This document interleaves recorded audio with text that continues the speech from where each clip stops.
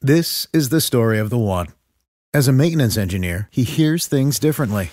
To the untrained ear, everything on his shop floor might sound fine, but he can hear gears grinding or a belt slipping.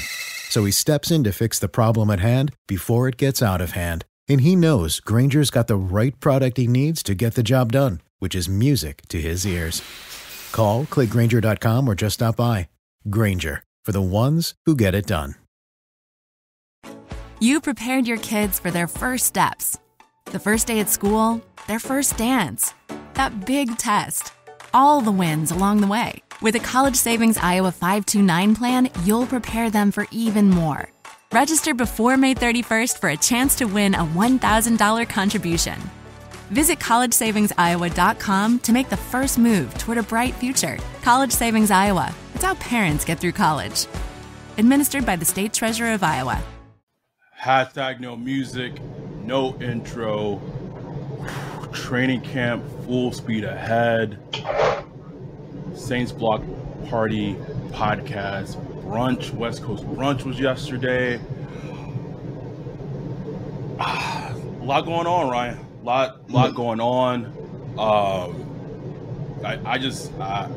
want to start with yesterday. I want to start with the brunch that went amazingly. The people that was able to come to it, thank you so much. It was great. It was incredible. We had our partners there. It was such a beautiful experience. Sherm came through acting a fool, and it was dope. Daniel and his family, it really was such a beautiful experience. And in terms of like when we talk about what we're building, like that's a perfect example. The draft meetup was a perfect example. The first meetup last year for the Raiders is a perfect example of the community that we're building. That, and it was something special, man. It truly was.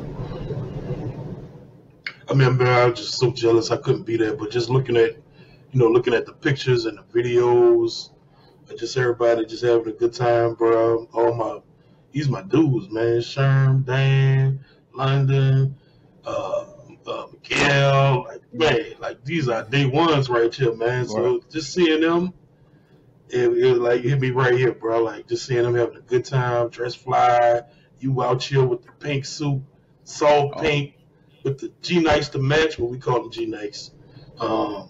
Flossy watch, killing them on the in Malibu with the Pacific in the background, bro. That's some entourage type shit right there, man.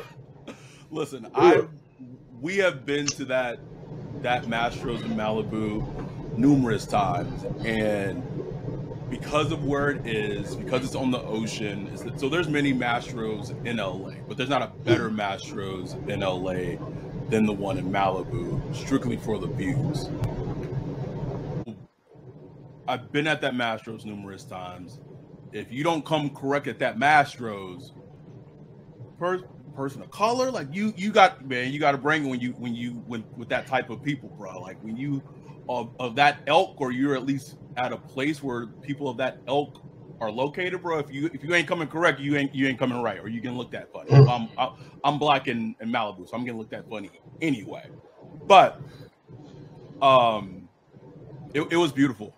So if you haven't checked it out, please do. You could go and check it out at saintsblockparty.com. And obviously, Ryan and I are really putting emphasis and really trying to record and do more video podcasts. Obviously, we have podcasts, but we also have a YouTube channel. So we're at Saints Block Party Podcast on YouTube. If you have not went to the channel, please do like, subscribe, watch our videos. It's funny, if you go back to any of the videos uploaded from 2022 to watching something like this, you'd be like, whoa, niggas done upgraded a bit. So I mean, that's ultimately the goal, and I told this to everyone that was there yesterday. It was like, we really feel like this is just like the beginning. Like this is just the the start of something special that we're really trying to build and cultivate. So big shout out to everyone who came yesterday. You know, I don't know how often we'll do something like that, because it is, you know, a pretty pricey endeavor. And you know, I said to our listeners, to our supporters yesterday, our goal is hopefully in 2 or 3 years, if we're hosting one of these, that we're doing so well as a brand, as a podcast, as a company, that it's on us. Like, that's the goal that we're hoping to get to. And I know that with hard work and the way we grind, that, you know, we'll be able to get there. But go check out the pictures. Retweet the tweet on Twitter. I'm not calling it anything else than that. It's on Instagram. I shared it on Threads. I wasn't going to do an actual Threads post, bro. I just keep forgetting about Threads. That's what I'm saying. No, there's too much. But I do have something special planned. We kind of went round and with the camera and asking people of how they, you know, came across our podcast and what led them to join in the community, and it was just really insightful and just so beautiful to hear. So I plan on creating something out of that, some content out of that, but bear with me, it's going to be extremely busy this entire month of August for me. Who thought? Oh, it was London. London thought that you and I were an item because he didn't know how I looked on Twitter. All he saw was like the Dawson's Creek stuff. So first he thought I was a woman, and then he realized I wasn't a woman, that I was a male. He just thought me. I know you saw like the music takes and be like, man, this guy be some white shit. Anyhow, that aside, it just kind of goes to show what our community is about. The fact that Wednesday, you know, I'm going with my daughter. I'm meeting Dan with his wife and his 2 kids at Disneyland. We're going to spend the day at Disneyland together. Friday, it's the Taylor Swift concert.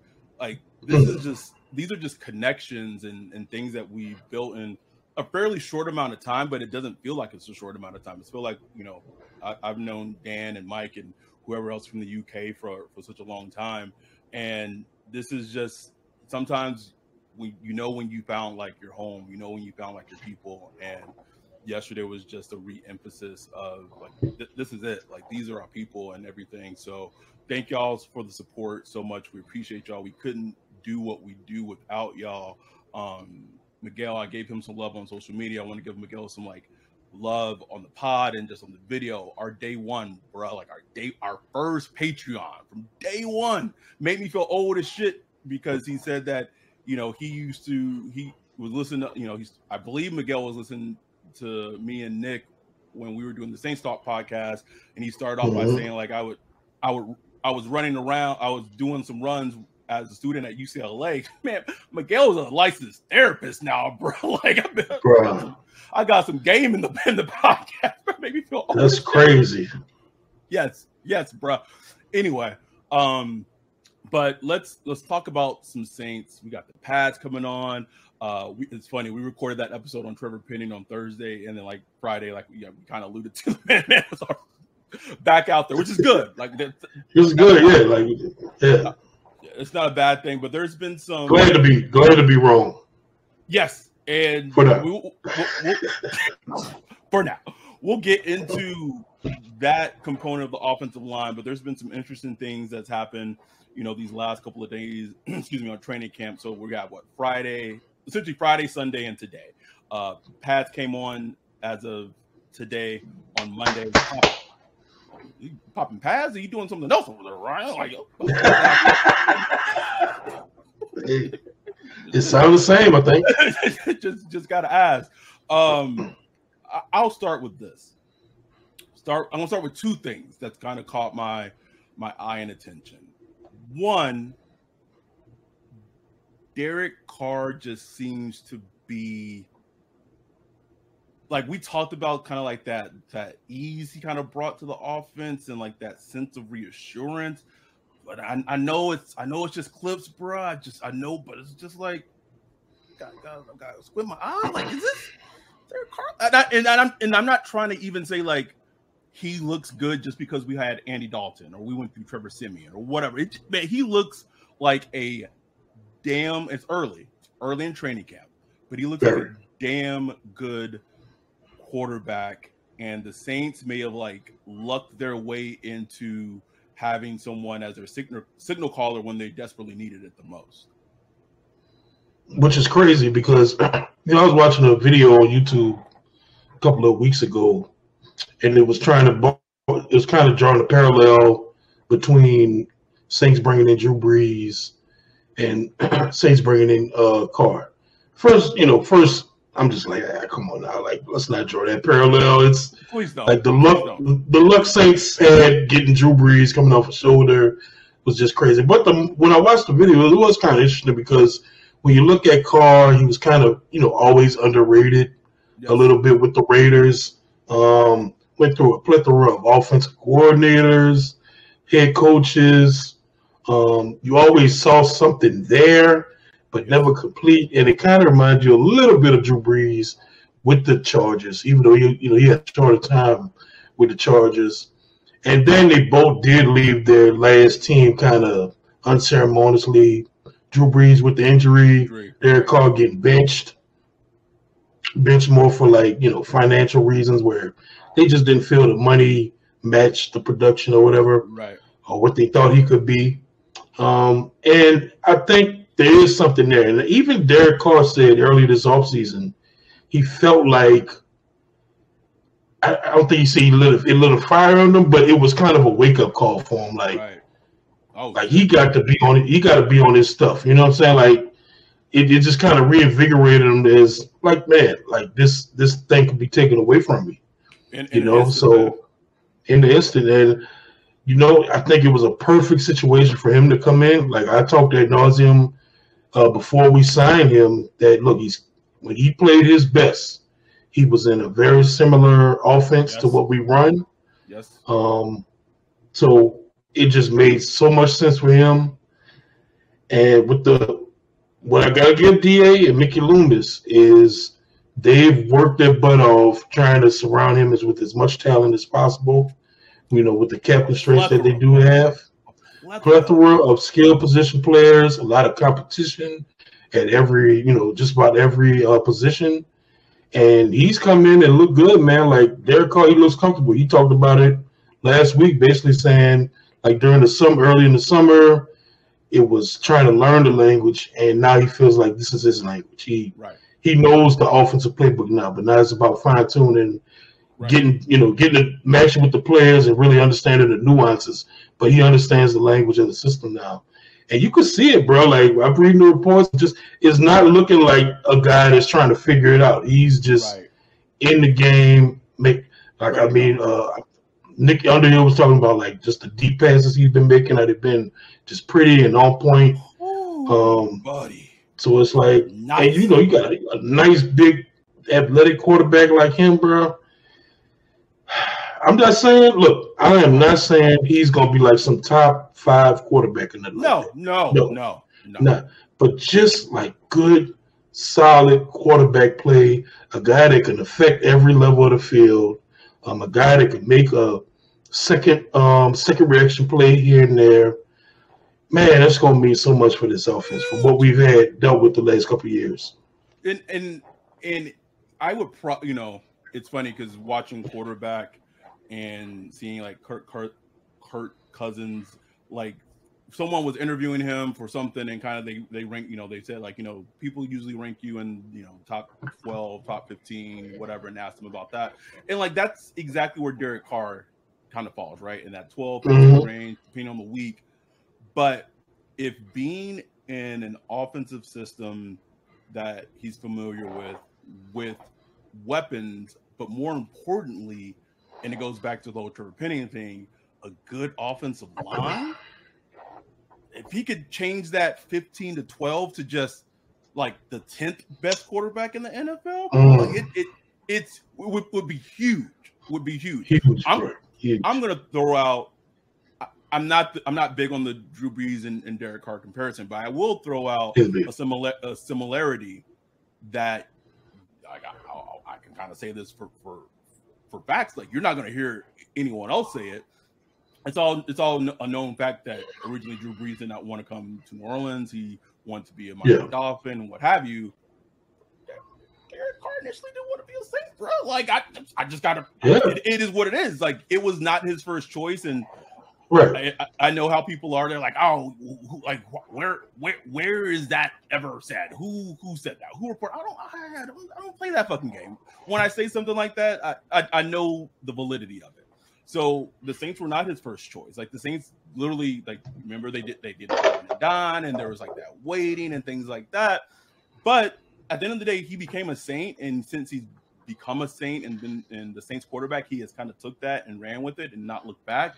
And it's a big year for him, like you just said. Like he has to prove it. He has to show that he isn't, a backup quarterback in the league, which was a lot of evaluators or people who evaluate NFL talent within the NFL kind of thought of him after his last season with the Raiders. But it seems like it's early, but he's kind of maybe well on his way of like just being 12 to 15 quarterback, which again would be huge. Right. See, I had something great for us. Not that I don't know what it means, but the fact that like Jimmy Graham at his age is still kind of doing Jimmy Graham things like that, it's a little surprising to me. And the fact like the signing happened and there was like that nostalgia and that just like, oh yeah, like oh my god, like Jimmy's back. But then like it's like Jimmy got something still left to take a little bit, bro. Like now that I mean, you want to talk seems about like it. Some things that kind of made me go like, what? Like some surprising things that, in terms of just reading some reports, that absolutely stood out to me. Bro, for me, like anything you get from Jimmy Graham is like extra. It's just icing on the top of a cake. I mean, it's just extra because he didn't play last year. Nope. He was out of football last year. And prior to that, his last couple of years of his career was just kind of forgettable. Like very forgettable. He was with the Bears for 2 years. Like I was like, really? I forgot. Like I remember him catching that one touchdown in the playoffs against us, and he kind of ran out the dome. Oh, that was the last play I remember of him. Honestly, like I completely forgot about that. Completely, it was like the garbage touchdown. It was a garbage touchdown. He just left. He was like, bye. I thought that was it for him. So for him to be like catching passes, trucking DBs into the end zone at practice training camp in August, bro, that's wild, bro.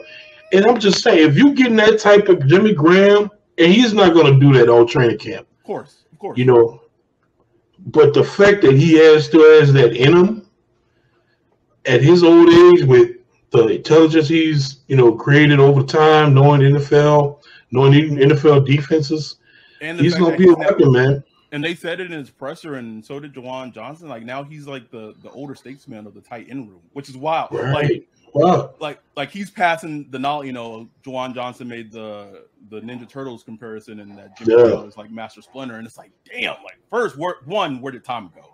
Two, I think you see how football player or not, man. Sometimes like just getting older. Maturity comes with that, right? Because a big reason what led to Jimmy Graham getting traded was, even though he may have not ever said anything publicly about it, like it I guess internally the team felt like he was a very like me-like player. Like he was very worried about his stats, his numbers, his touchdown, and things happen in life, things happen in your football career where it's like, shit, just like the whole Derek Carr thing. Like I might not have this for very long. Like you could be a star for a minute and then boom, it's gone. And the fact that he's now more of like team, like how can I help my teammates, kind of around me get better, and how can we win collectively just shows the maturity. Anything that's kind of caught your eye thus far in training camp, or I guess we should say training camp reports. Oh man, a lot, man. First thing coming to mind, Jake Hayner. I watched these videos of training camp, and I just watch them, and I'm like, this is like, where did he get drafted? Was it third, fourth? It was fourth. The fourth round. I'm like, yeah, because Kendre Miller was third. Yeah, he looks better than any Saints quarterback they've ever drafted. Got it. Yes. At this point, easily. Yes. Like I could say that without question. Like he looks good. He looks exactly how you think. He's compact. He's a compact delivery.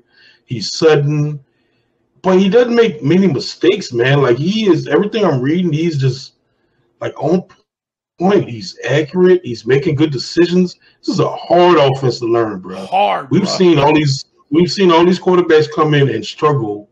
Veteran quarterbacks come in and struggle with this offense, and he's just picking it up, man. And it's just promising to hear. I don't know what he'll be in the future. I don't know if he'll ever be a starter.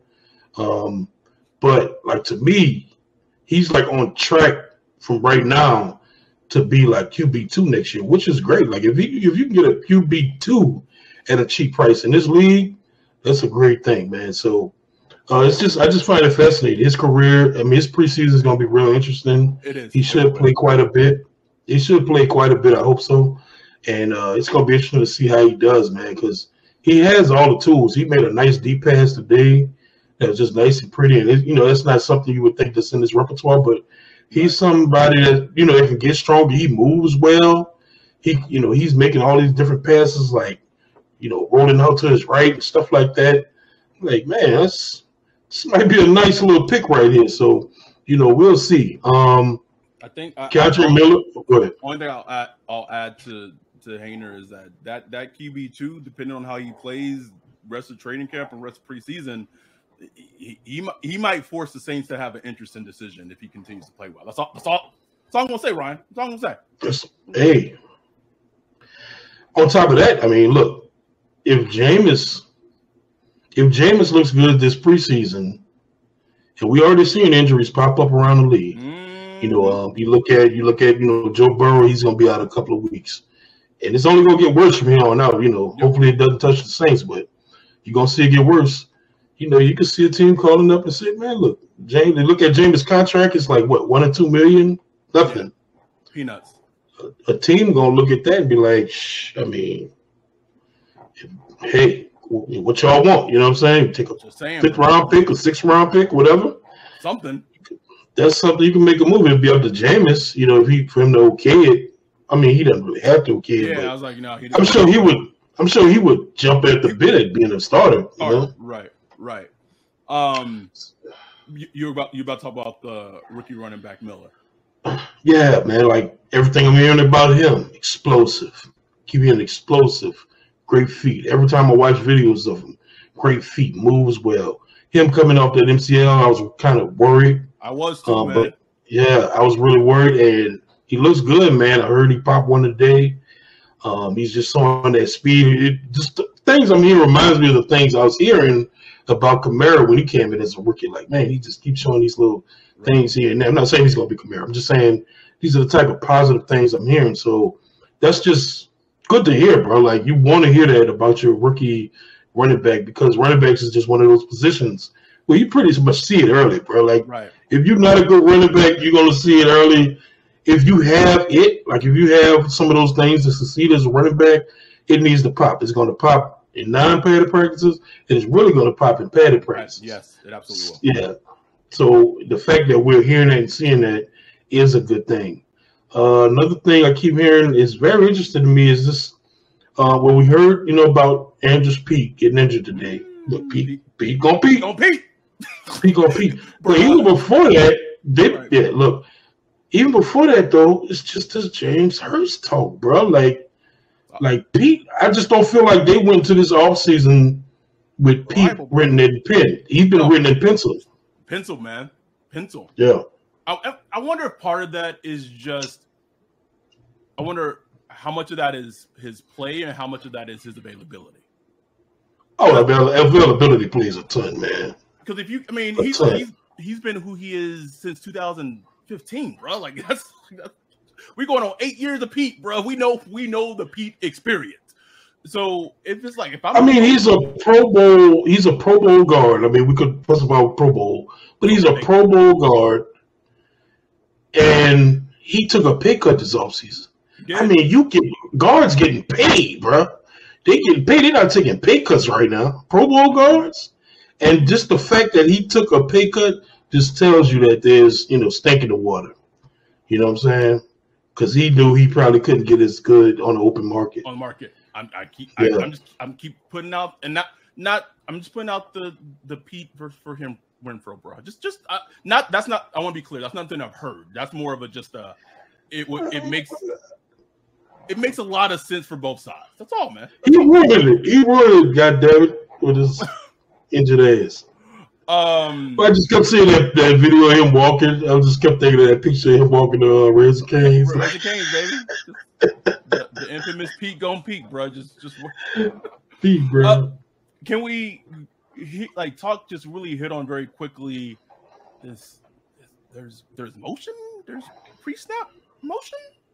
What? That's what I'm hearing, man. Did someone the memo? Listen to an episode? Self-scout? I don't know. I'm glad, but. Jokes aside, I'm glad I'm hearing or reading it now, because there's no way as a functional NFL team, offense, defense, that potentially you are going to do something in a game situation that you are not doing when you practice. Just NFL teams do not operate like that. So if a team is not using motion in training camp, that team is not usually going to use motion during the regular season. So the fact that there's this scuttlebutt that they're using motion, players are going in motion, that's what it's encouraging to hear, because it was extremely frustrating last season.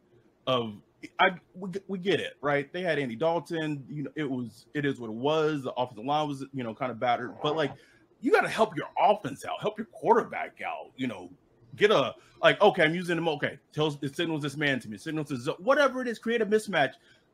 I'm glad that it's being implemented during training camp. Yeah, man. Just seeing that. Excuse me.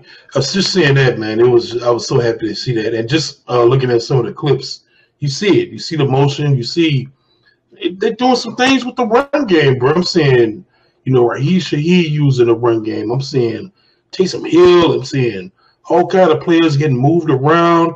I'm hearing about Alvin Kamara in the run game, in the pass game, him screen passes. I need it, bro. I need it. I need all that, man. All that. I need our rebrand to coincide with at least a Saints offensive rebrand, bro. Just the same time, bro. This is a new Pete Carmichael. I need Pete to come out. This is a new me, baby. New me. Let's hit on the defense a little bit. We don't want this episode to go too long.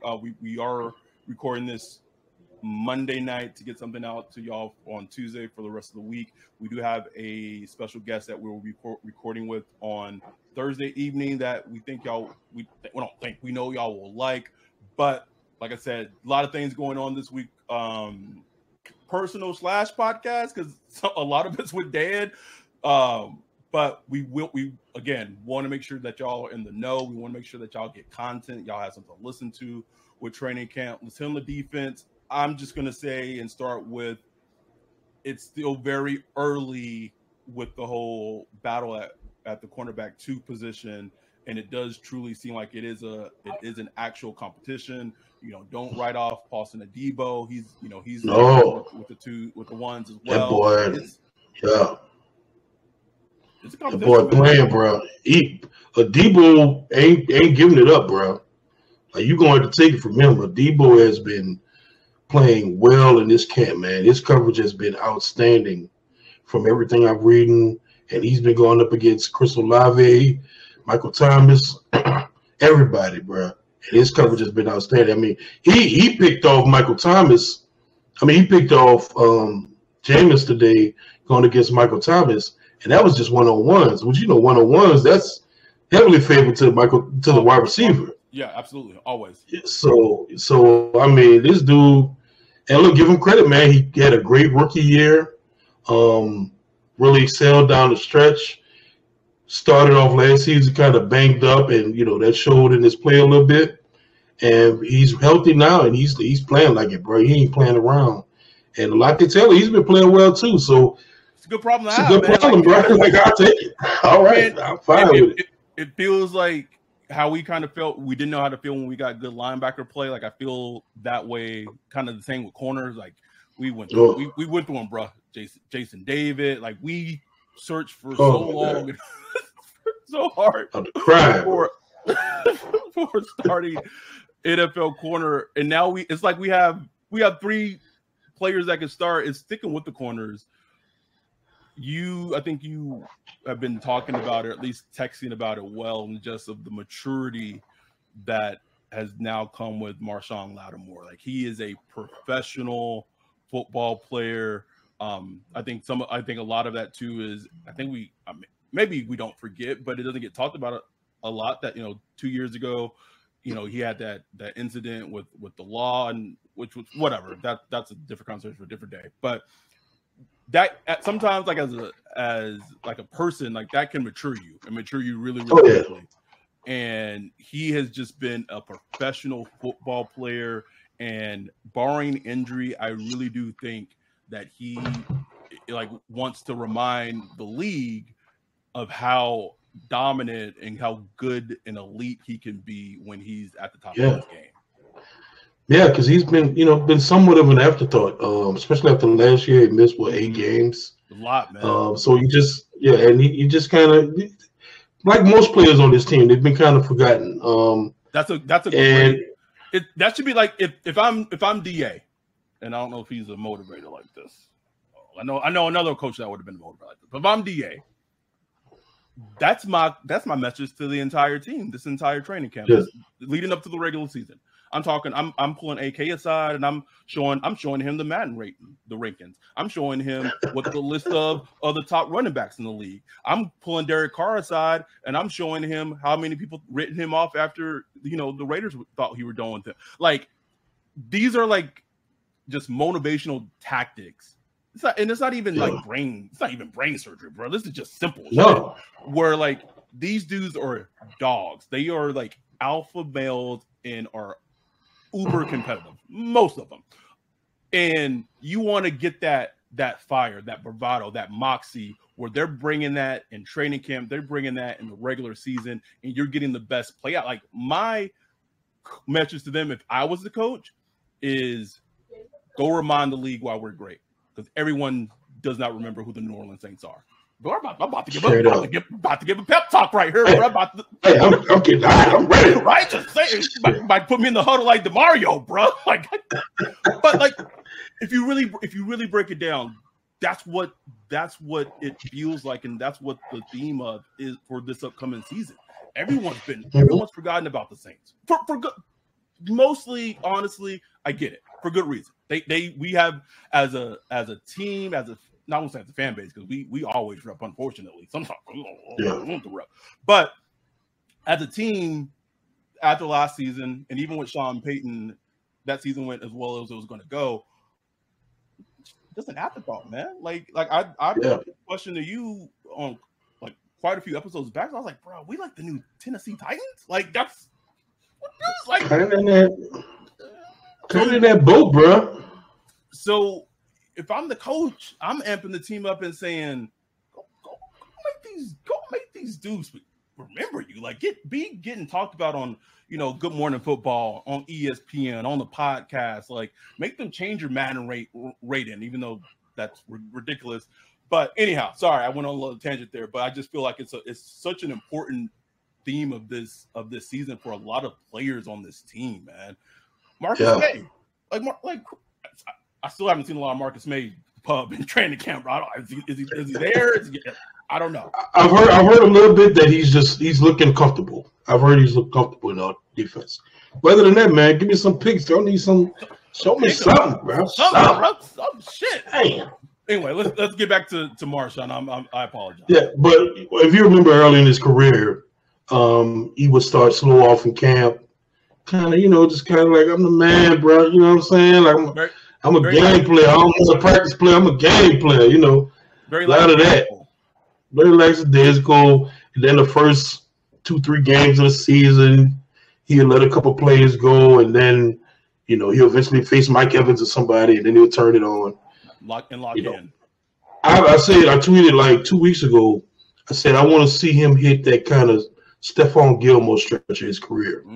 Where remember Stephon Gilmore with the Bills, very good player with the Bills, but kind of forgotten. Like, nobody he's the Bills. You know what I'm saying? Like, you didn't really think about him. Went to New England, and then he just kind of progressed into just a elite dominant corner. Won Defensive Player of the Year, won a Super Bowl with him, all that stuff. I want to see him trying to get that stretch where you're not having those games where you're like, oh, well, what happened to him this game? No, just elite stretch, elite consistent play throughout the season. You're not going to play perfectly, but close to perfect, get some picks, help your team, make some clutch plays, be in the conversation for Defensive Player of the Year, maybe win Defensive Player of the Year. I want to see those. You know how hard it is to win Defensive Player of the Year as a corner, bro?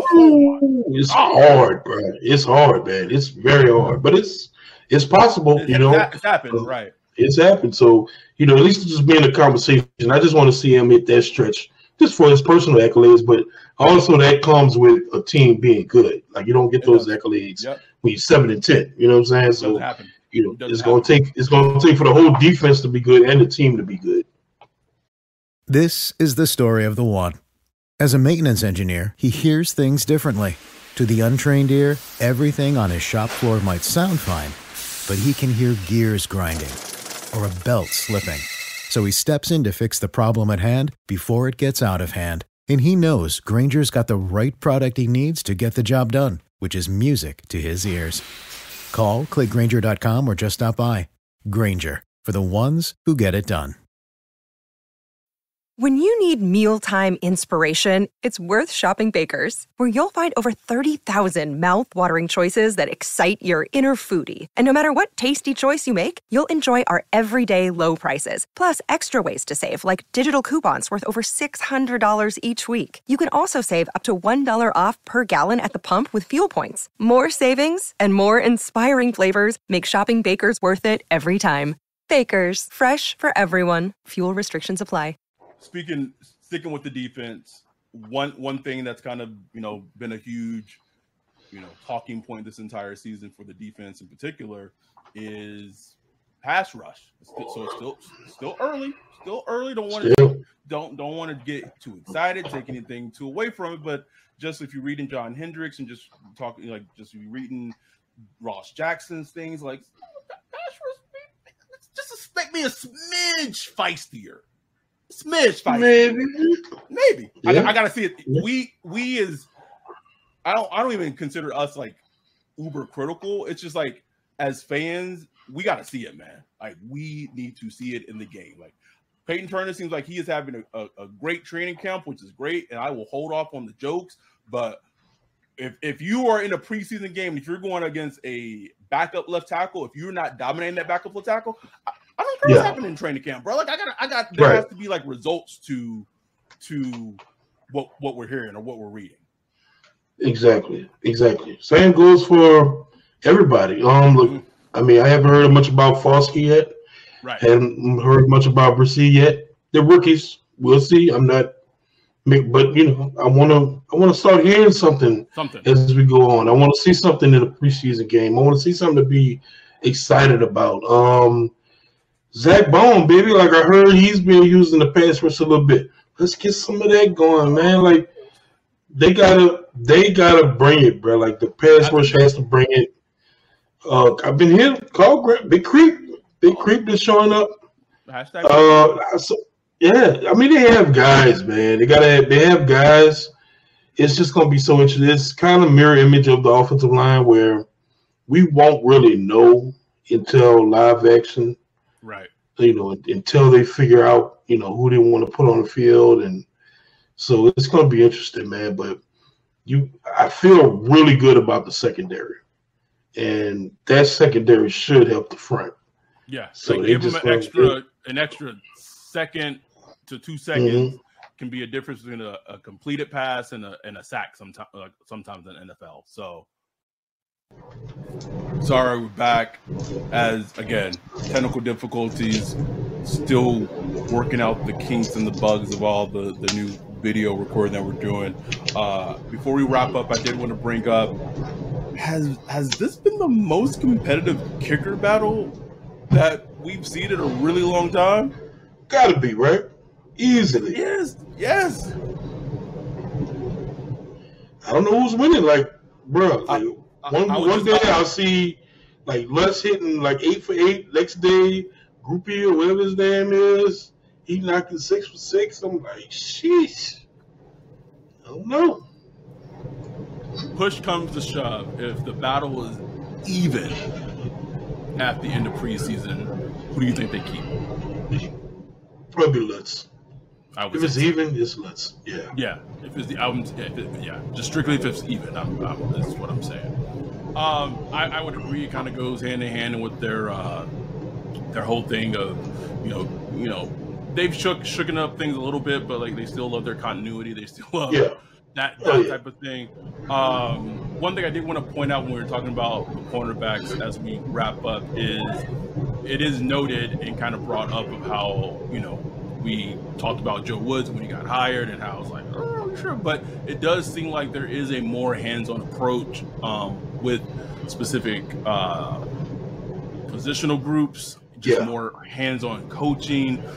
He's definitely done that a lot with the DBs this training camp, and so that is notable. Will that mean anything at the end of the day? Who knows? But it is a difference from last training camp.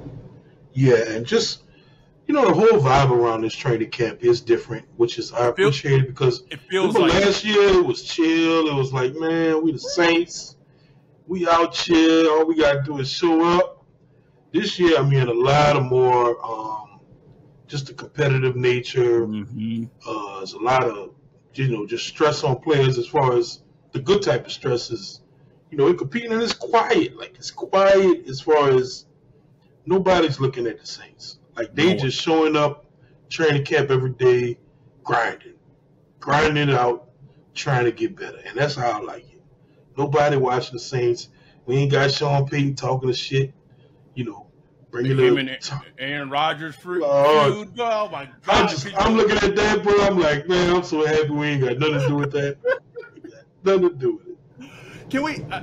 We didn't even talk about this because it's such a Saints thing. Like the fact that like they signed Trey Turner and like in 4 days he was out, bro, out for the season, gone. Like that depth, like we talked about and will likely be needed. Like it is what it is as a Saints fan. As Dias pointed out, like he was a depth piece, but like I think in the long run he could have been a very valuable depth piece just because of how banged up the offensive line has historically gotten throughout a season. But as it is, when you're a Saints fan, it just sometimes it is. But anything else before we wrap up and get out of here that is just kind of mindful? Also, it's good.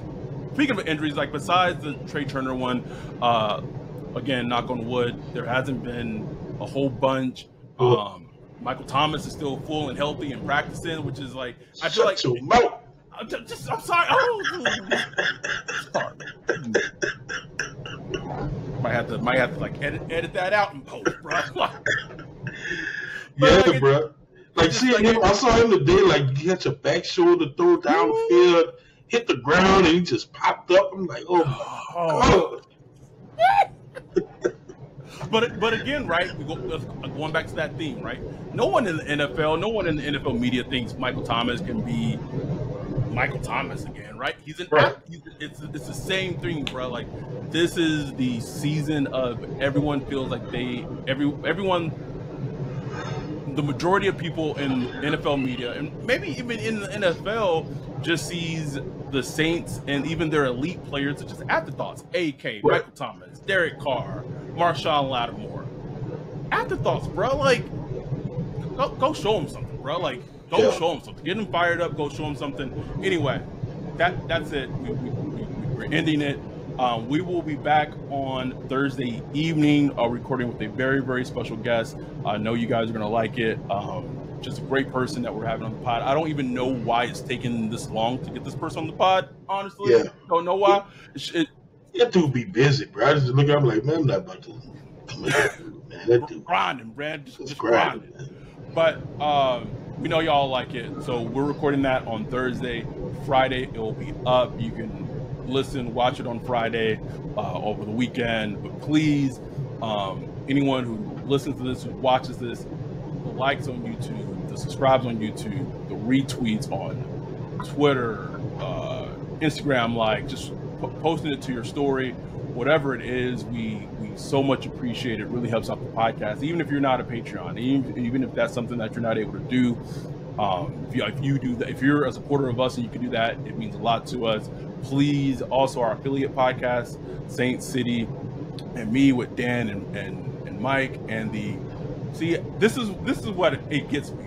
If I knew I was saying the name, I should have just watched the video before I start recording. But like, I don't prep myself. See, I was about to say I was about to call it like a Cubano, bro, like a sandwich. the Cubano chasers, bro. I love the Cubanos. The Chocopo Chasers podcast with G, Eric, and Dash, aka Mr. Foreign Objects. Please check them out if you're into video games. Like the next couple of months, video game wise, is insane with Spider-Man 2 game coming out. Starfield, I think it's called Starfield, Star something, down on the Xbox. Check that out.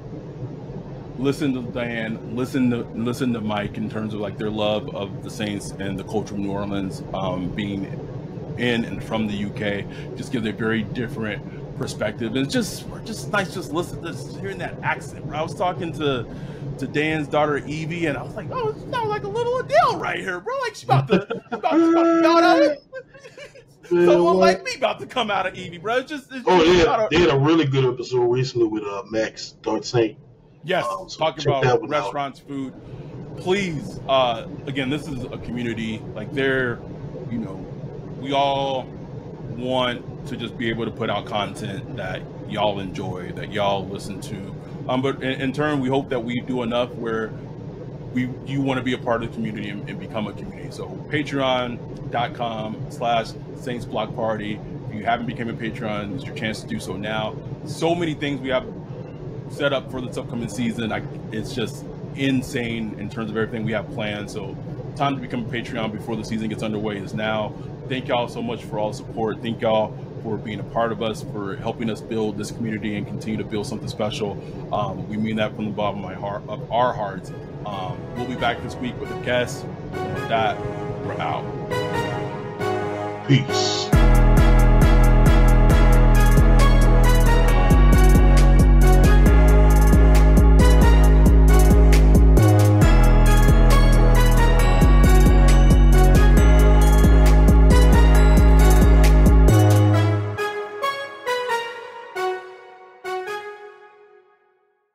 This is the story of the one.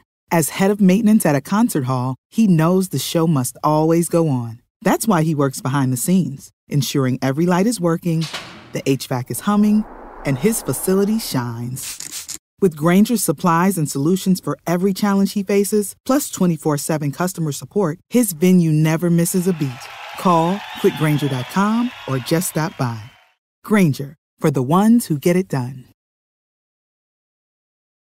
When you need mealtime inspiration, it's worth shopping Baker's, where you'll find over 30,000 mouth-watering choices that excite your inner foodie. And no matter what tasty choice you make, you'll enjoy our everyday low prices, plus extra ways to save, like digital coupons worth over $600 each week. You can also save up to $1 off per gallon at the pump with fuel points. More savings and more inspiring flavors make shopping Baker's worth it every time. Baker's, fresh for everyone. Fuel restrictions apply.